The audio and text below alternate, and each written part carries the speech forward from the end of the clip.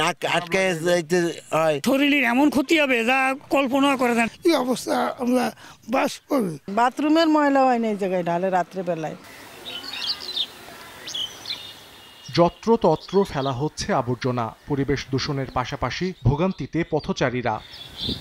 2019 সালের 23 জুন বর্জ্য ব্যবস্থাপনা কেন্দ্র নির্মাণের জন্য বাগেরহাট পৌরসভার মাঝিডাঙ্গা এলাকায় 5 একর জমি অধিগ্রহণ করা হয়। এরপর থেকে ওই জমিতে পরিচ্ছন্নতা কর্মীদের যত্রতত্র ময়লা ফেলাই পরিণত হয়েছে ভাগাড়ে। এদিকে শহরের প্রবেশদ্বার, সড়ক, জনপদ অফিস ও বাসাবাটি আবাসিক এলাকার পাশে দীর্ঘদিন ধরে ময়লা ফেলায় সড়কের পাশের লেকের একাংশ ভরাট হয়ে গেছে। দুর্গন্ধে এসব এলাকা পার হতে কষ্ট হয় পথচারীদের। এছাড়া এসব ভাগাড় থেকে ছড়িয়ে পড়ছে নানা রোগ জীবাণু।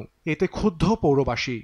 আটকে যাইতে হয়, শরীরের এমন ক্ষতি হবে যা কল্পনা করে দেন। ডাক্তারের ট্রিটমেন্টের বাইরে আমরা এখন।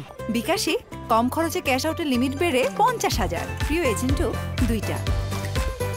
গন্ধ মেলা, ময়লা গন্ধ আহে, তা জায়গাটা একদম পরিবেশ মেলা খারাপ হয়ে যায়। ঘরে থাকতে পারি না, গন্ধ জ্বালাই, জম্মের গন্ধ আসে, ঘরের ভিতর যায়, ময়লা ফেলাতে বারণ দিলে তারা জোরে ফেলাই দিয়ে যায়। এই অবস্থা আমরা বাস করি।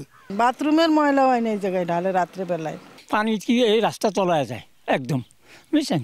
তখন আমাকে হাঁটা খুব অসুবিধে, পেট ফাঁপে যায় এবং বমি হয় এবং ওই পানি জমা হয় এবং আমরা সেখানে হাঁটু পানি হয়ে যায়। চলতি বছর বর্জ্য ব্যবস্থাপনা কেন্দ্র নির্মাণের জন্য দরপত্র আহ্বান করা হবে বলে জানায় পৌর কর্তৃপক্ষ।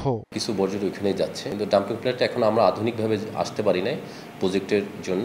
যদি আজ টেন্ডার এখনো প্রক্রিয়াধীন অবস্থায় আছে, টেন্ডার লাইভে গেলে এবং কাজ শুরু হলে আমাদের এই সমস্যাগুলো এত থাকবে না। বর্জ্য ব্যবস্থাপনা কেন্দ্র নির্মাণে ব্যয় ধরা হয়েছে 35 কোটি টাকা। এর মধ্যে জমি অধিগ্রহণে ব্যয় হয়েছে 8 কোটি 32 লাখ টাকা।